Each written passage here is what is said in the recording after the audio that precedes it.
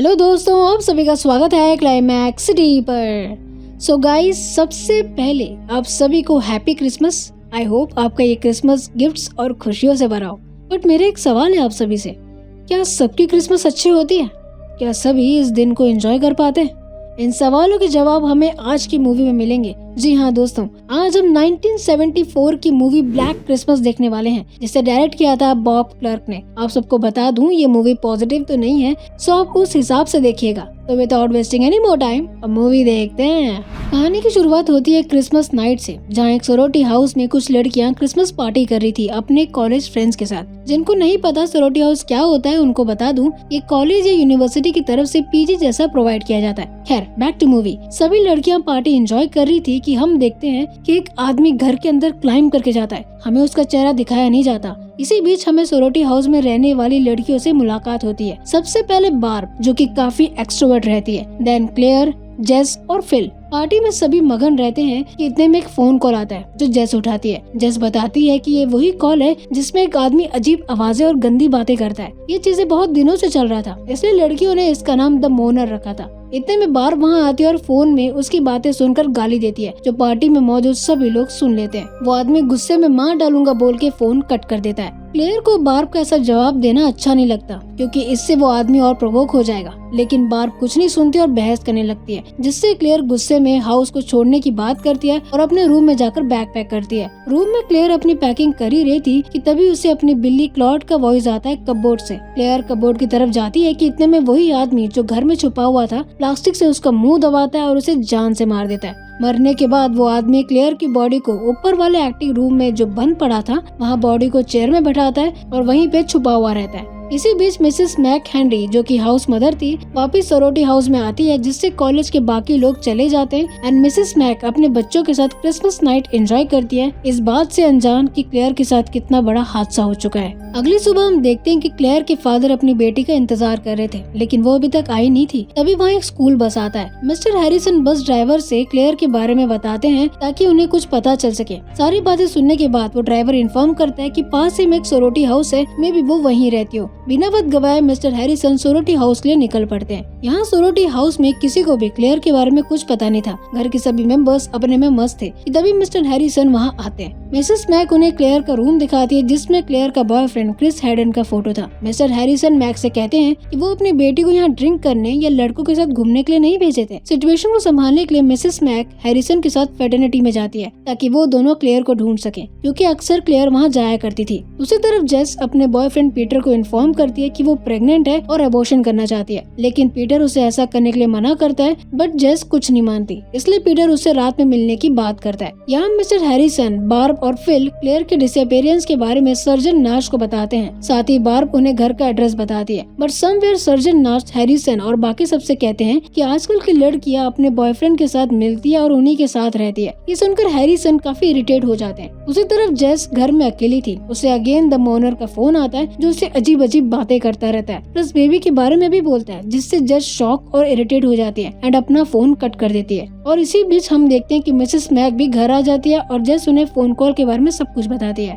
अगले सीन में हम देखते हैं कि क्रिस हॉकी खेल रहा था कि जेस उससे मिलने आती है और क्लेयर के गुमशुदा होने के बारे में बताती है और सर्जन नर्स के बोले हुए बातों को बोलती है। सीन अगेन शिफ्ट होता है और हम देखते हैं कि जेस का बॉयफ्रेंड पीटर एक पियानिस्ट रहता है और अपना पियानो सीनियर्स के सामने बजाता है, लेकिन उन्हें पीटर का पियानो म्यूजिक अच्छा नहीं लगता है, इसलिए वो उसे रिजेक्ट कर देते हैं। इससे इरिटेट होकर पीटर पियानो तोड़ता रहता है। यहाँ पुलिस स्टेशन में क्रिस सर्जन नास पर गुस्सा होता है, क्योंकि वो क्लेयर के बारे में बुरा भला बोला था और कोई छानबीन नहीं कर रहा था। उसी समय हमारी मुलाकात होती है लेफ्टिनेंट फुलर से, जो खोए हुए बच्चों के केस को इन्वेस्टिगेट कर रहे थे। बाहर क्रिस की आवाज सुनकर लेफ्टिनेंट फुलर वहां आते हैं और उन्हें एश्योर करते हैं कि वो पर्सनली क्लेयर को ढूंढेंगे। पुलिस स्टेशन से आने के बाद बार्ब, जो एकदम ड्रिंक थी, हैरिसन, फिल और मैक से कहती है कि तुम सबको लगता है कि मेरे वजह से क्लेयर गायब हुई है ना? बट मैक डिनाई करती है और फिल के 3-4 बोलने पर बार्ब अपने कमरे में जाके सो जाती है। उसी रात क्रिस एंड जेस स्टेशन में आते हैं और मिस्टर हैरिसन, क्रिस, फिल के साथ सर्च पार्टी में ज्वाइन होते हैं, ताकि वो खोई हुई बच्ची और क्लेयर को ढूंढ सके लोगों की मदद से। थोड़ी देर की सर्च के बाद हमें बच्चों की बॉडी मिलती है, जहाँ ये डिक्लेयर होता है कि कोई उन्हें बेरहमी से मार डाला है।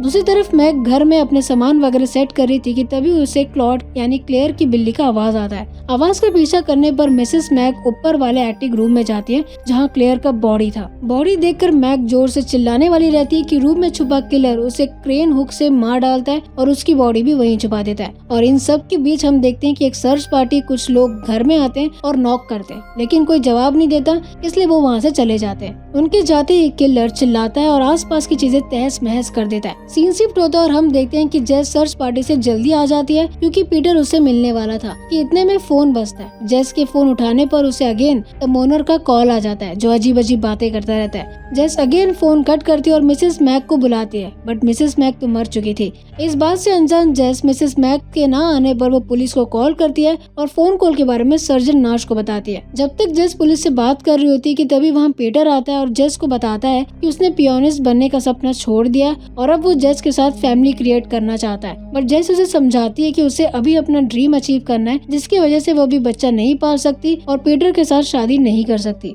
ये सब सुनकर पीटर काफी इरिटेट होता है और वहाँ से गुस्से में चले जाता है। खैर सीन शिफ्ट होता है और हम आते हैं पुलिस स्टेशन में जहाँ अगेन सर्जन नार्स जेस की ऑब्ससेन कॉल वाले कंप्लेंट को सीरियसली नहीं लेते, बट सामने बैठे लेफ्टिनेंट ये सुनकर स्टेशन में मौजूद मिस्टर हैरिसन, क्रिस और फिल के साथ सोरोटी हाउस की तरफ निकल पड़ते हैं। जब तक मिस्टर फुलर और बाकी सब घर में पहुंचते वो देखते हैं कि पीटर गुस्से में जा रहा होता है, जिसकी वजह से फुलर को पीटर पे थोड़ा शक हो जाता है। एनीवे, फुलर के साथ आया बिल ग्राम लैंडलाइन को टैप करने के लिए अरेंजमेंट करता रहता है और उन्हें इंस्ट्रक्ट करता है कि जब भी कॉल आया तो ज्यादा देर तक बात करना ताकि वो कॉल का लोकेशन पता कर सके और ये जान सके कि आखिर ये कॉल कौन कर रहा है। जब तक बिल फोन में टैप अरेंजमेंट करता है, मिस्टर फुलर जेस और फिल के साथ क्लेयर एंड मिसेस मैक का रूम चेक करता है। उनके जाने के बाद फिल जेस से गले लगाकर रोने लगती है क्योंकि उससे क्लेयर की चिंता हो रही थी और उसे ऐसा लग रहा था कि क्लेयर मर चुकी है, लेकिन फिर भी जेस उसे शांत करती है और फिल अपने रूम में जाके सो जाती है। तभी हम देखते हैं कि किलर बार्ब के कमरे में जाता है और उसे मारने की कोशिश करता है, लेकिन बार्ब जोर से चिल्लाती है जिसका आवाज सुन के जेस उसके कमरे में आती है और उसको संभालती है। हालांकि बार्ब को ऐसा लग रहा था कि उसने एक डरावना सपना देखा है। इतने में घर के बाहर क्रिसमस कैरोल्स आते हैं जो कि बच्चों की ग्रुप होती है। जेस उन बच्चों को देख रही होती है और उनका गाना सुन रही होती है। सिंगिंग का आवाज इतना ज्यादा था कि जेस बार्ब की चिल्लाने की आवाज नहीं सुन पाती क्योंकि किलर दोबारा बार्ब पे हमला करता है और इस बार वो बार्ब को मार डालता है। गाना खत्म होने के बाद एक लेडी अपीयर होती है जो बच्चों का देखभाल करने के लिए आई हुई थी। इससे पहले जेस उनसे बात करती, वहाँ दूसरी लेडी आती है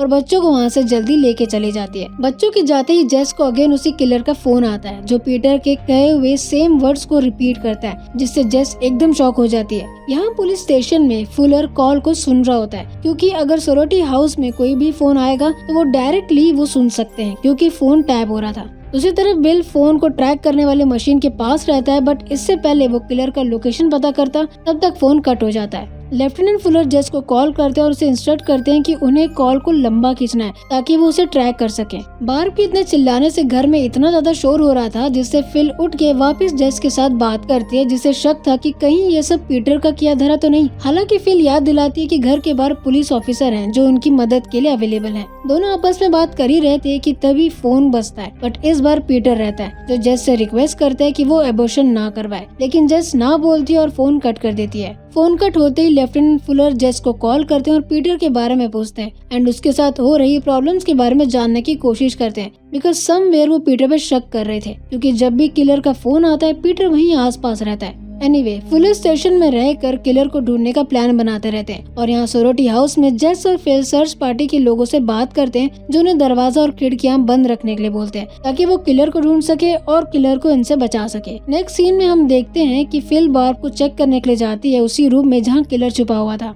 जैसे ही फिल उसके अंदर जाती है, किलर दरवाजा बंद कर देता है और फिल को भी मार डालता है। अब क्योंकि पुलिस वालों को पीटर पे शक था, इसलिए फुलर पीटर के पियानो वाले एरिया में जाते हैं जहां वो पियानो बजाया करता था। पियानो के टूटे फूटे हालात देखकर उनका शक और भी बढ़ जाता है। फिल की मौत हो चुकी थी, इस बात से अनजान जेस फिल को बुलाती है कि अगेन किलर का फोन आता है एंड इस बार कन्वर्सेशन काफी लंबा चलता है, जिसके चलते बिल लोकेशन ट्रैक कर लेता है और मिस्टर फुलर को समझाता है कि ये पीटर का ही किया धरा है और इस वक्त वो सोरोटी हाउस में ही छुपा हुआ है। बिना वक्त गवाए फुलर सर्जन नार्स को फोन लगाते हैं और ये इंस्ट्रक्ट करते हैं कि जेस को कॉल करके चुपचाप घर से निकलने बोलो, लेकिन उसे सच्चाई पता नहीं चलनी चाहिए, फालतू पैनिक सिचुएशन क्रिएट हो जाएगा। फुलर घर के बाहर तैनात ऑफिसर को फोन करता है बट कोई कॉल नहीं उठाता एंड हम देखते हैं कि ऑफिसर मर चुके हैं। फुलर की बात मानकर सर्जन नार्स जेस को कॉल करता है और चुपचाप घर से जाने बोलता है, बट जेस वजह जानने की जिद करती है क्योंकि फिल और बारबी घर में मौजूद है। इतना बोलने के बावजूद भी जेस मानती नहीं है, इसलिए सर्जन नार्स उसे सच्चाई बताते हैं, जिससे जेस शॉक होती है और फोन छोड़कर बार्ब के रूम में जाती है। रूम में जाते ही जेस देखती है कि फिल और बार्ब की बॉडी बहुत गंदी तरीके से रखी हुई थी और किलर भी वहीं छुपा हुआ था। जेस अंदर जाने की कोशिश करती है कि तभी उसे किलर दिखाई देता है और वो वहाँ से खुद को बचाते हुए बेसमेंट की तरफ भागती है और खुद को लॉक कर देती है।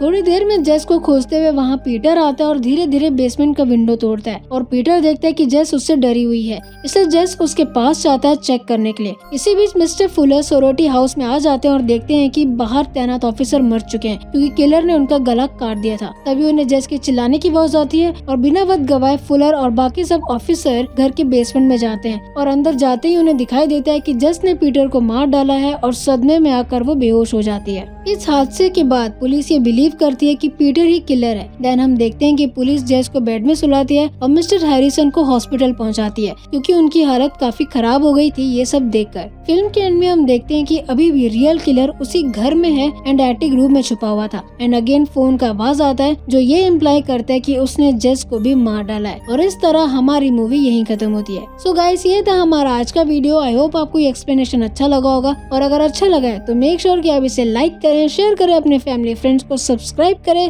और कमेंट करना मत भूलिएगा। मिलते हैं नेक्स्ट वीडियो में, तब तक के लिए गुड डे।